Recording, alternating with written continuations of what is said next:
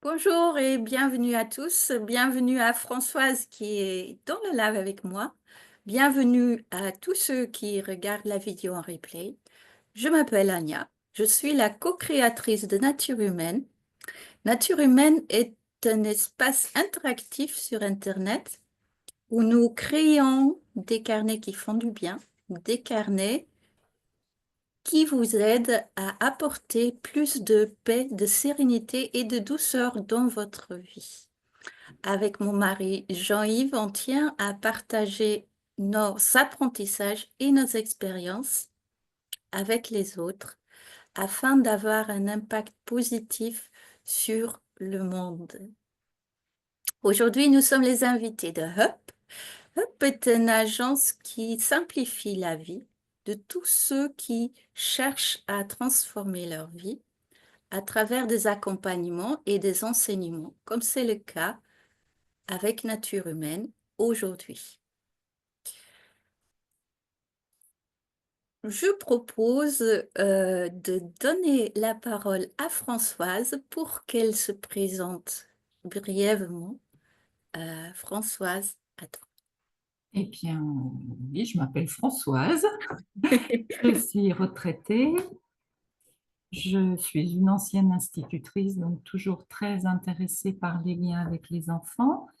J'ai créé en 2022 un blog autour de l'histoire du Petit Prince de Saint-Exupéry et j'essaie de développer les mêmes vertus que tu proposes sur Nature Humaine.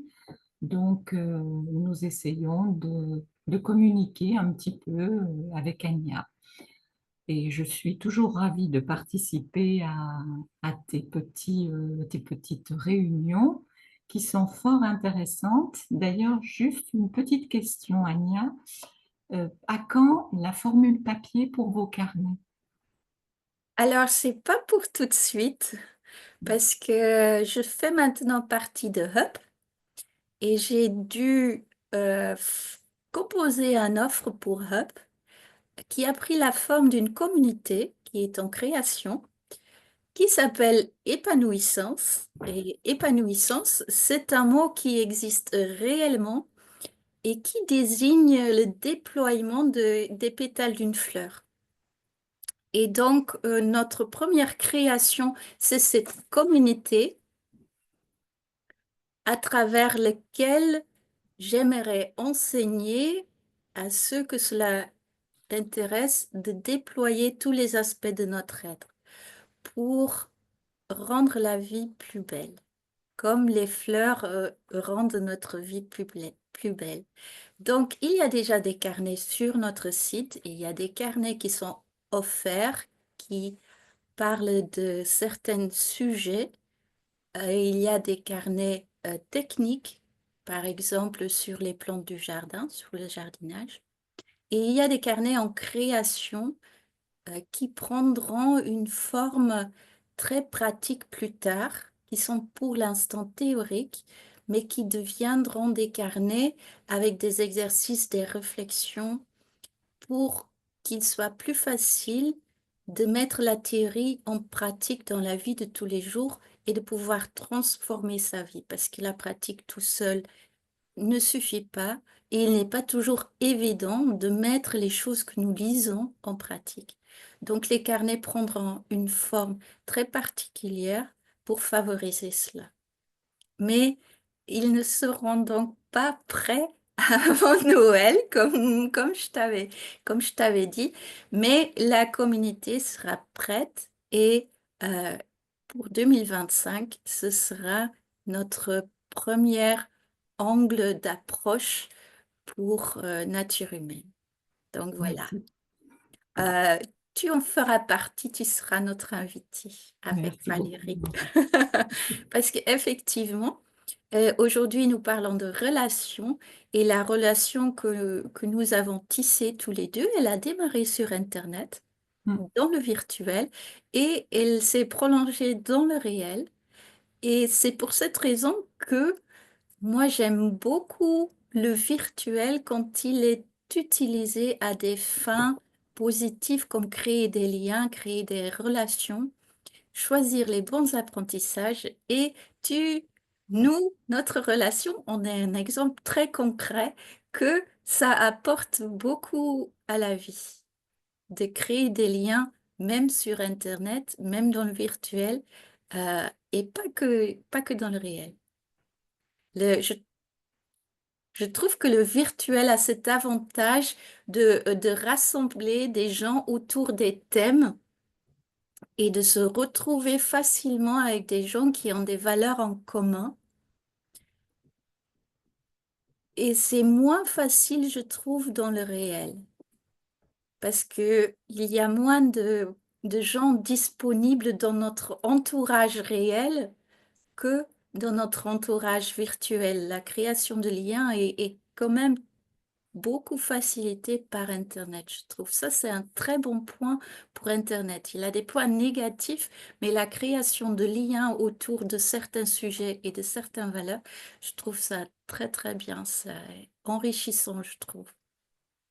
Alors, je vois un peu le lien avec un ouvrage, avec le livre du Petit Prince, qui est devenu un lien et j'ai eu beaucoup de réactions ce mois-ci puisqu'on a fait le chemin de vie, de personnes me disant, eh bien, j'ai décidé, j'achète le livre et je vais lire Le Petit Prince parce que c'est vrai que nous, ce que nous faisons est un survol, mais pour arriver à la substance du livre, à toutes ces valeurs dont tu parlais qui sont introduites par des petits chapitres qui paraissent enfantins mais qui ne sont pas qu'enfantins, eh bien, on va au cœur même de notre terre des hommes, hein. Je dis souvent, Antoine de Saint-Exupéry a écrit aussi ce livre, Terre des hommes, qui, euh, qui dit tout.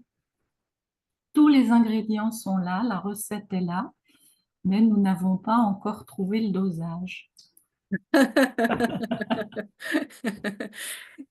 C'est un peu ce que je disais avant, la théorie est là avec l'histoire. Après, il faut appliquer ce qu'on lit dans notre vie de tous les jours. Et je trouve que pour ça, ton blog qui essaye d'éveiller la curiosité des gens pour cette histoire, qui est une belle histoire, euh, je trouve ça merveilleux. C'est une façon très poétique d'apporter de la beauté dans le monde et dans la vie des gens. Oui, oui, oui. Et puis, de façon simple, ce que j'aime chez cet auteur, c'est que ben, les dessins sont simples, les histoires sont simples, et en fait, quand on les gratte, eh bien, il y a une profondeur énorme, et ça nous amène à se poser des questions et à se remettre en question. C'était un pacifique. Donc là, on revient à ton thème de départ. C'était une personne, Antoine de Saint-Exupéry, qui s'est exilé donc aux États-Unis pendant la Seconde Guerre mondiale. Et là-bas, il n'arrivait pas à comprendre comment les groupes de Français expatriés n'arrivaient pas à se mettre d'accord. Les uns défendant le général de Gaulle, les autres défendant d'autres personnes. Et il n'y avait pas cette union dont tu as parlé aussi. Dans la recherche de la paix, il y a cette recherche moi je parle même de communion, parce que communion, ce n'est pas un mot qui est simplement catholique, c'est un mot qui met en commun, et dans commun, eh bien, il y a le un, mais il y a aussi l'union. Donc c'est assez formidable. Ouais. Bah, c'est sûr que pour trouver la paix dans nos relations, la paix doit déjà exister en nous-mêmes, ce qui n'est pas le cas chez beaucoup de personnes en Je général. rejoins Pierre. J'ai posé la question à mon petit mari, et il m'a répondu ceci. On ne peut pas parler de paix si on n'est pas soi-même en paix. Oui, On ne peut pas soigner si on n'est pas soigné soi-même. oui. Tout démarre de notre relation avec nous-mêmes. Oui. Et il y a des raisons à cela. surtout dans la société d'aujourd'hui. Alors, je propose que pour tous ceux qui nous regarderont en replay, euh, qu'on prend un petit moment pour se détendre et pour essayer de goûter cette paix à l'intérieur de nous. Donc, je vous propose de fermer les yeux si vous êtes à l'aise avec cela. Sinon, vos yeux peuvent rester ouverts. Et je prends conscience de mon corps. J'imagine qu'il y a un fil doré qui parcourt ma colonne vertébrale. À partir de mon coccyx, le long de mes lombaires, le long de mes dorsales, à travers les cervicales, et ce fil sort du haut de mon crâne et monte vers le ciel. Et j'imagine que ce fil m'étire, que ce fil doré étire toute ma colonne vertébrale et donne de l'espace à chacun de mes vertèbres. Et je respire tranquillement, lentement et profondément.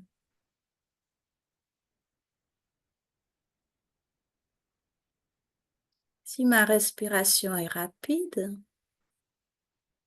je la ralentis petit à petit, en douceur.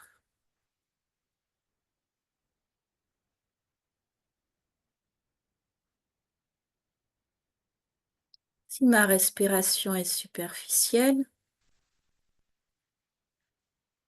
je l'approfondis en douceur, en suivant mon propre rythme. Si j'ai la tête qui tourne, j'ouvre lentement les yeux et je reprends mon rythme de respiration naturel. J'ai certaines personnes qui ont l'habitude de respirer rapidement et superficiellement. Le fait de se concentrer sur sa respiration et d'aspirer un peu plus d'oxygène que d'habitude fait tourner un peu la tête. Ce n'est pas grave, c'est juste un signe qu'il faut ralentir l'apprentissage.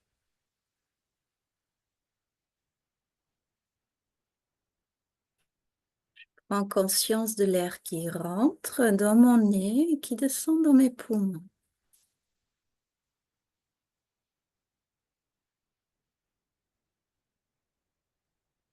Et je prends conscience de l'air que j'expulse de mes poumons vers l'extérieur.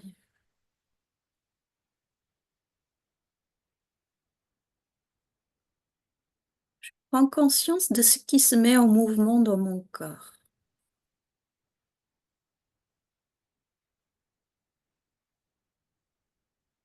Et je maintiens toujours cet étirement vers le haut. Je pousse l'arrière du haut de mon crâne vers le ciel.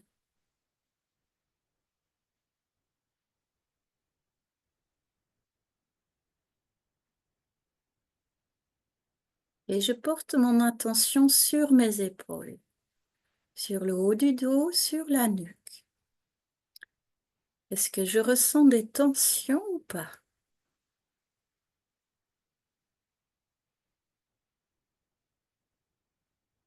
Pour bien détendre cette zone qui est souvent tendue, je vais faire quelques mouvements avec mes épaules au rythme de ma respiration.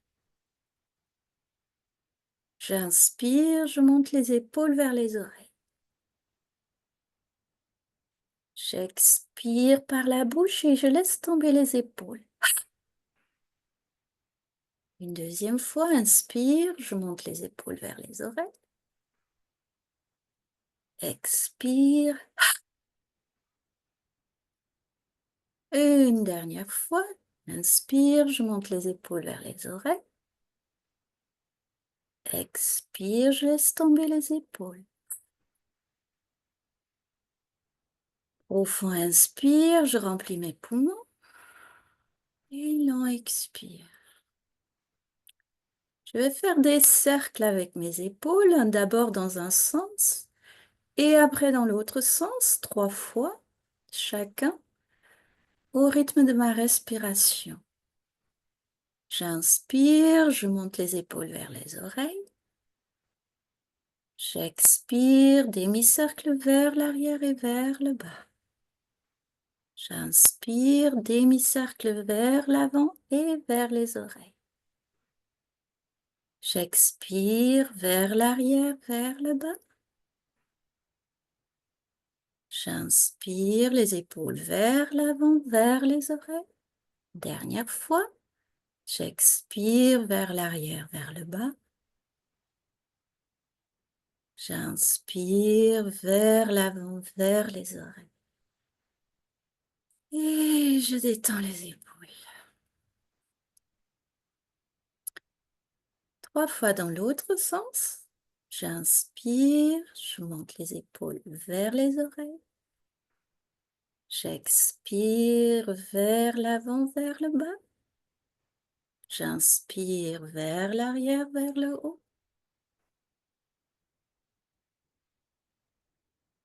Vers l'avant, vers le bas.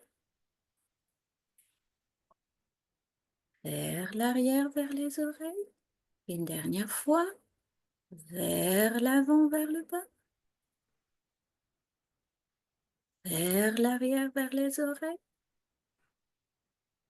Et je détends les épaules. Je peux bouger un peu la nuque, les épaules, le haut du dos, pour bien tout détendre, tout en maintenant cet étirement de la colonne vertébrale vers le haut. Je respire tranquillement et je porte mon attention sur mes yeux. Derrière mes paupières fermées, je vais bouger mon regard dans différentes directions au rythme de ma respiration. Je vais bouger le regard d'abord à la verticale, ensuite à l'horizontale et ensuite dans les 2 directions d'une diagonale. Vous pouvez suivre le rythme que j'indique ou votre rythme naturel. Chaque mouvement se fait dans un sens à l'inspire et dans l'autre sens à l'expire. Je commence par fixer mon regard dans l'axe, derrière mes paupières fermées. J'inspire, je regarde vers le haut. J'expire, je regarde vers le bas. J'inspire, je regarde vers le haut. J'expire vers le bas. J'inspire vers le haut. J'expire vers le bas. Et mon regard revient dans l'axe derrière mes paupières fermées. Si chez vous, vous n'êtes pas à l'aise avec les paupières fermées, vous pouvez faire l'exercice avec les yeux ouverts, toujours sans bouger la tête. Je vais faire la même chose à l'horizontale. J'inspire, je regarde à droite. J'expire, je regarde à gauche. J'inspire à droite. J'expire à gauche. J'inspire, je regarde à droite. J'expire, je regarde à gauche. Et mon regard revient dans l'axe et se détend. Une première diagonale. J'inspire, je regarde en haut à droite. J'expire, je regarde en bas à gauche. J'inspire en haut à droite. J'expire en bas à gauche. J'inspire, je regarde en haut à droite. J'expire, je regarde en bas à gauche. Et mon regard revient dans l'axe. L'autre diagonale. J'inspire, je regarde en haut à gauche. J'expire, je regarde en bas à droite. J'inspire, le regard en haut à gauche. J'expire, le regard en bas à droite. J'inspire en haut à gauche. J'expire en bas à droite. Et mon regard revient dans l'axe. Je me prépare à ouvrir les yeux sur un inspire et un expire. J'inspire, j'appuie mes paupières contre mes yeux. Puis j'ouvre lentement les yeux et je m'habitue à la lumière, en douceur. Un grand inspire et un grand expire. Et normalement, cet exercice nous met dans un état de détente. Si ce n'est pas le cas, je vous invite à faire cet exercice régulièrement, à des moments où vous êtes vraiment à l'aise, parce que cet exercice a une influence importante sur notre système nerveux. Et si cet exercice n'a pas un effet de détente sur vous-même, il est probable que votre système nerveux est en état de stress et qu'il est trop difficile pour votre système de se détendre. Et dans ce cas-là, il faut mieux faire l'exercice quand on se sent détendu, parce que on l'a, je pense, tous déjà vécu quand quelqu'un d'autre est énervé et qu'on lui dit «Mais détends-toi», parfois il s'énerve encore plus qu'avant. Donc, la conscience que notre état de stress ou de détente est lié à notre système nerveux, dont notre conscience n'a pas la maîtrise, peut apaiser nos relations à certains moments. Prendre conscience que notre système nerveux a un impact très important sur notre vie est, de mon point de vue, très important. Et la première étape, c'est de s'observer avec une certaine distance, observer le monde qui nous entoure avec une certaine distance et observer avec les autres avec une certaine distance. Reconnaître mon propre état, est-ce que je suis tendue, stressée, ou est-ce que je suis détendue et en paix, est très important. Ça nous permet d'ajuster le tir, si je puis dire, et d'apprendre à nous connaître et d'apprendre à réguler notre système nerveux. Parfois, notre système nerveux, même plus que parfois, pour beaucoup de gens, le système nerveux est déréglé. Les études parlent de 80 à 85% de gens qui ont un système nerveux déréglé dans le monde d'aujourd'hui. Et quand on regarde le monde, on peut comprendre que l'humain ne se sent pas toujours en sécurité, même si aujourd'hui, nous rencontrons peu d'animaux sauvages qui sont dangereux pour nous. Aujourd'hui, la société a évolué beaucoup plus vite que notre système nerveux, ce qui fait que beaucoup de gens ont un système nerveux dérégulé, ce qui complique la vie de beaucoup de gens et ce qui mène vers beaucoup de chaos dans sa propre vie et dans le monde comme nous pouvons l'observer aujourd'hui. Le système nerveux est quelque chose qui peut être un peu difficile à comprendre. Donc, au lieu de parler d'état de vie ou d'état de survie, je vais plutôt parler d'un état de détente et d'un état de stress. Le stress peut se manifester sous différentes formes. On peut vouloir combattre devenir agressif, être énervé. On peut vouloir s'enfuir, prendre de la distance pour ne pas affronter ce qui se présente devant nous et on peut vouloir se cacher pour ne pas être «mangé» entre guillemets. Si on était face à un animal sauvage, ce qu'on n'est pas, on est en face d'une société sauvage, disons. Et donc cette première étape d'observation permet de me comprendre et de mieux comprendre l'autre. Si je comprends que mon système nerveux prend le dessus, que souvent j'en ai pas conscience, je peux être plus bienveillant envers l'autre. Ça ne veut pas dire tolérer tout de l'autre, mais je peux comprendre qu'il agit à partir d'une part de soi dont il n'a pas le contrôle, une part de soi qui a une réaction automatique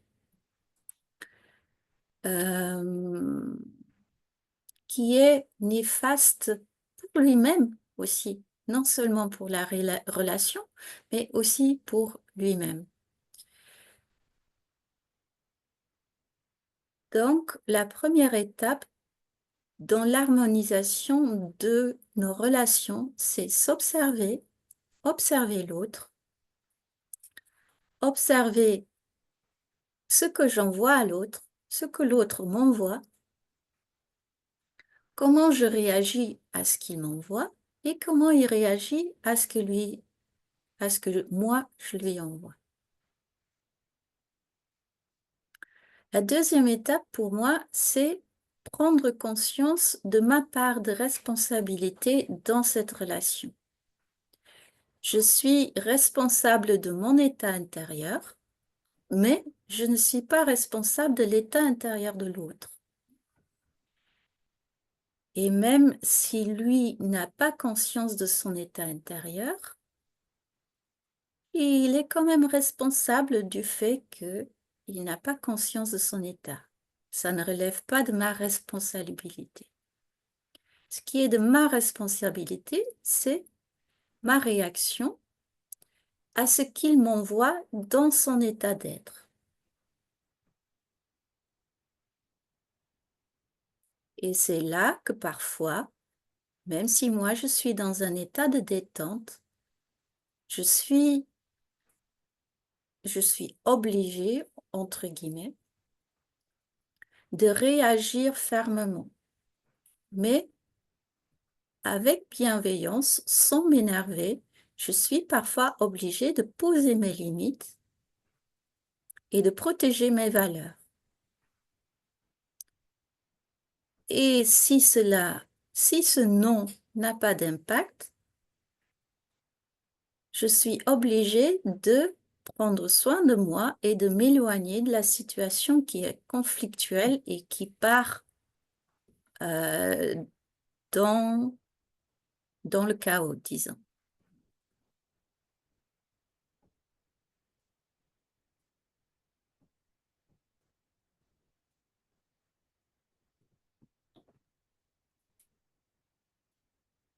Et ma troisième responsabilité, on y a touché un petit peu, c'est de choisir mes relations.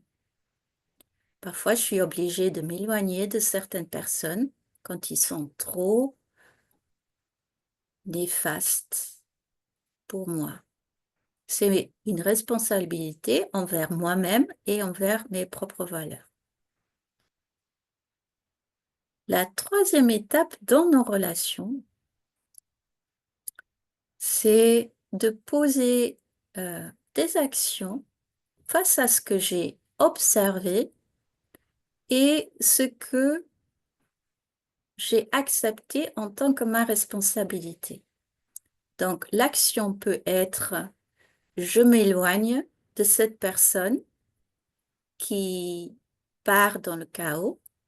L'action peut être je reste calme et j'essaye de trouver une façon de parler à cette personne qui lui touche. Donc parfois c'est possible, parfois c'est pas possible. Et ces trois étapes, observer, se responsabiliser et agir, sont importants dans différents domaines de notre vie, pas que dans nos relations. Et l'erreur que beaucoup font, c'est accepter trop de responsabilités dans une relation.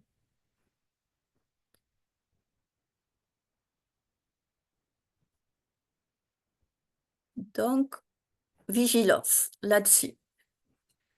Et si on met en place ces 3 étapes dans sa propre vie, on devient maître de notre vie et de nos relations. Alors que si on est emprisonné quelque part dans l'état de stress de notre système nerveux, on est l'esclave de réactions automatiques et nos relations sont très souvent conflictuelles et chaotiques, ce qui influence beaucoup notre vie, qui prend le même chemin, qui devient aussi assez chaotique. Parce que nos relations avec les autres sont euh, d'excellents moyens d'apprendre à nous connaître et de nous observer justement dans nos relations avec les autres, mais aussi avec le monde, avec la diversité du monde, et de voir qu'est-ce qui résonne en nous, qu'est-ce qui peut nous nourrir et qu'est-ce qui nous rebute, de quoi est-ce qu'il faut qu'on s'éloigne pour être en paix avec nous-mêmes.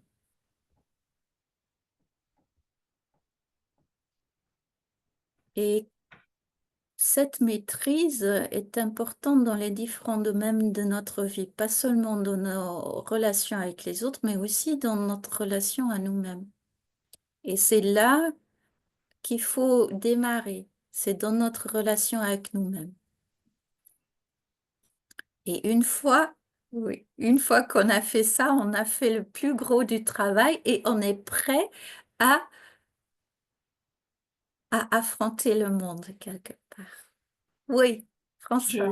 J'ai deux choses qui sont venues pendant que tu nous expliquais très clairement tout ça. C'était le besoin. Je crois qu'on est des êtres de besoin à la fois de reconnaissance et d'appartenance. On parlait des liens. Et ces besoins-là, très souvent, sont déviants. C'est-à-dire que avant d'être vraiment autonome, là je vais parler d'autonomie, de responsabilité, effectivement, il va y avoir cette obéissance de l'enfant à l'adulte pour se conformer à un groupe, à un fonctionnement de groupe. Et seulement dans un second temps, il y aura ce que tu décris très bien, cette responsabilité de l'être et qui sait très bien ce qu'il veut, quelles sont les valeurs qu'il défend. Mais au départ, il y a vraiment, vraiment cette histoire de besoin. Et les besoins parfois restent blottis au fond de nous et vont faire qu'on va jamais oser grandir, oser agir. Voilà ce que ça m'évoquait beaucoup. Moi, j'ai beaucoup pensé à l'autonomie. Oui, On voit beaucoup ça dans l'éducation, c'est-à-dire que les enfants, oui, on peut les élever, les éduquer à l'obéissance, mais c'est pas leur rendre service de ne pas passer au second stade, c'est-à-dire une fois qu'on a défini les valeurs de la famille, eh bien, il va falloir laisser chacun affronter ces valeurs-là à sa sauce, à sa façon et selon sa responsabilité. Et c'est là que l'apprentissage est laborieux, à la fois pour les parents de lâcher leur toute-puissance, on va peut-être parler de toute-puissance, et à la fois pour les enfants d'oser affirmer leur être, leur individualité. ouais, ouais. Voilà ce qui me venait par rapport à ce que ce que tu décrivais. Ouais. En fait, on n'est pas gâté par le développement de notre système nerveux par rapport au développement de la société. Notre système nerveux, quand nous naissons, il n'est pas encore mature et il se développe euh, en symbiose avec les systèmes nerveux de nos parents et de notre entourage. Donc, si nous naissons dans un monde stressé, avec des parents stressés, notre système nerveux va se développer, va se coincer dans cet état de survie. Et effectivement, quand on dépend des autres pour notre survie. Et si les autres n'ont pas développé leur état de vie, l'état de vie, c'est là où on peut être en connexion bienveillante avec les autres.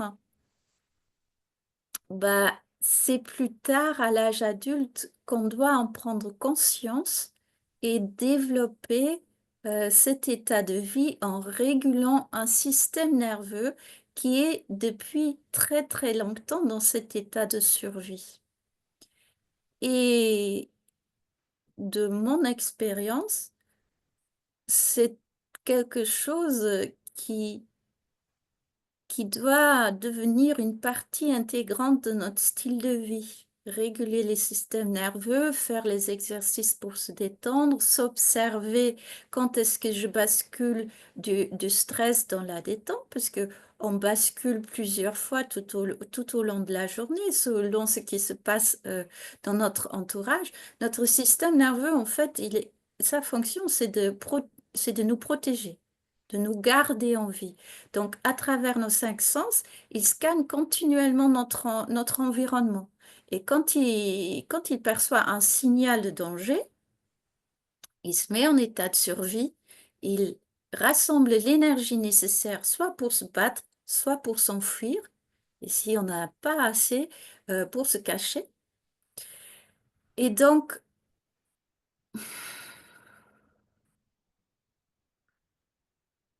si on est coincé longtemps dans cet état-là, sans pouvoir se détendre et passer dans le mode vie,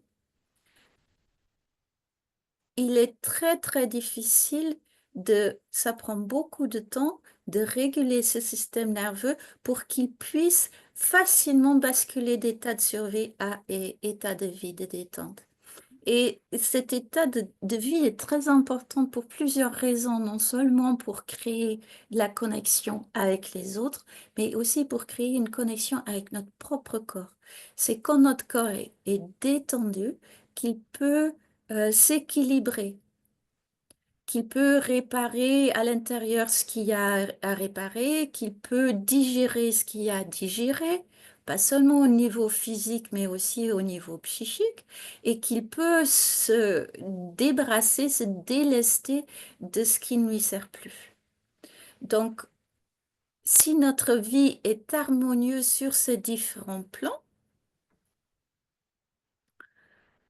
ces bons signes, ça veut probablement dire que notre système nerveux est bien régulé.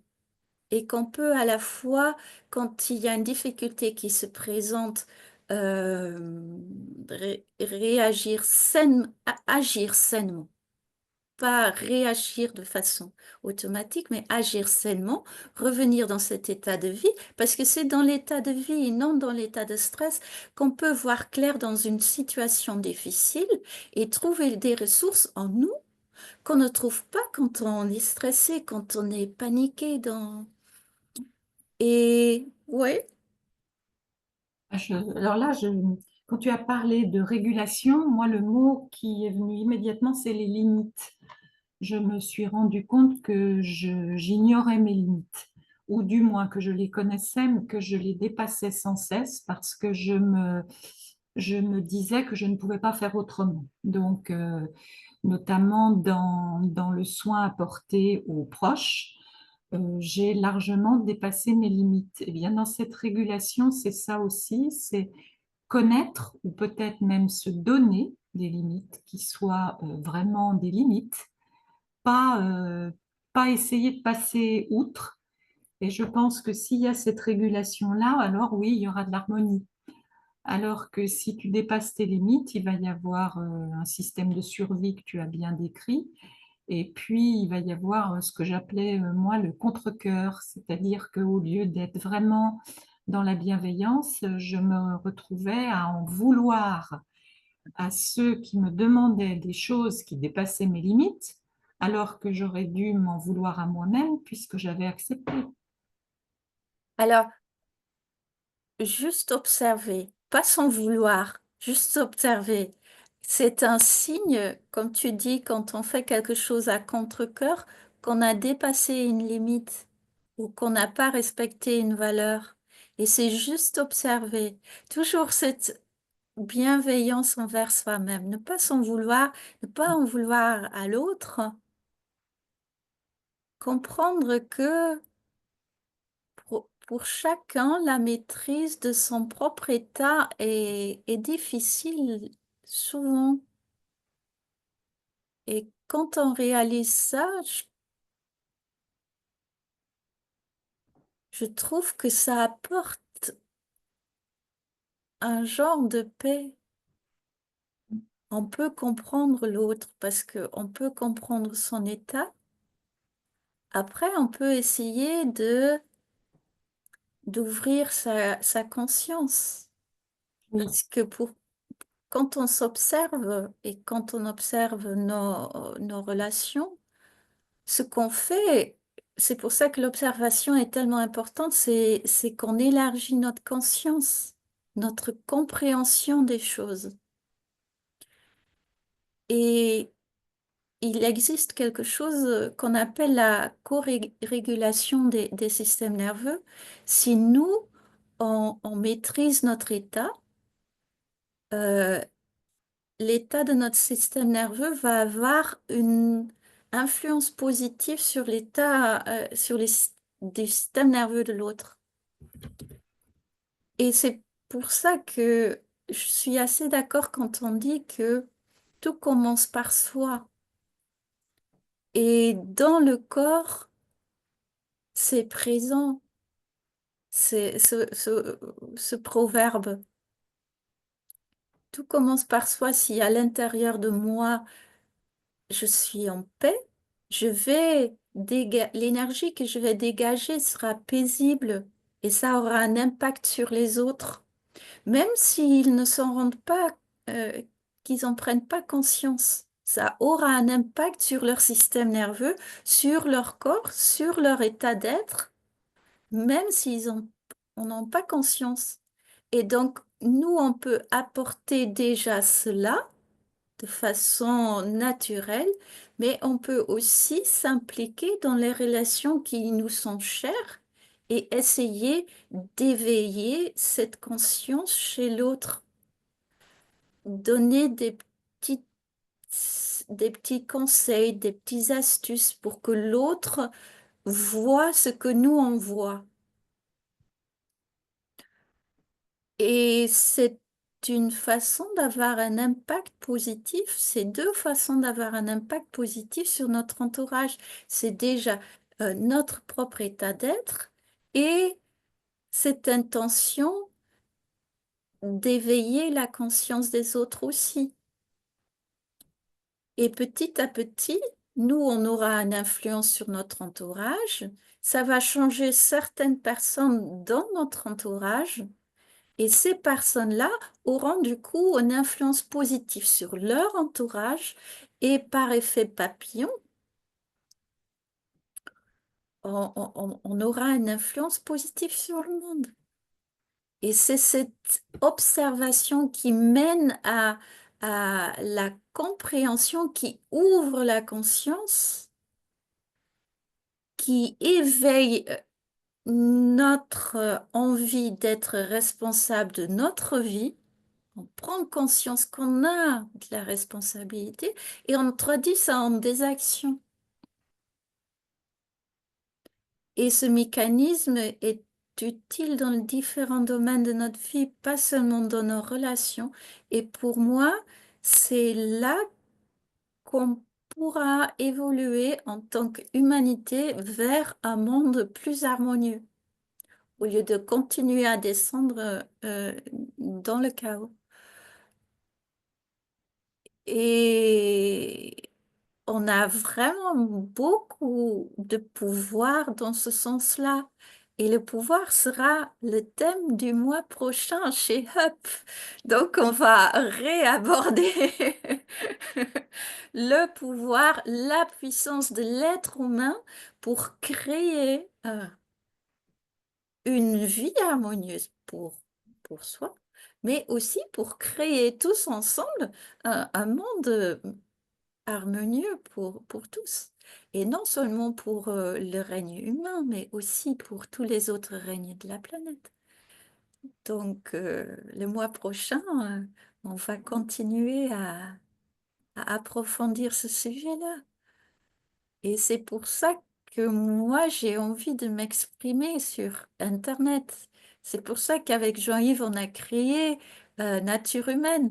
C'est pour ça que toi, tu as créé ton blog et que tu crées que tu animes des ateliers d'écriture. Et donc, c'est merveilleux.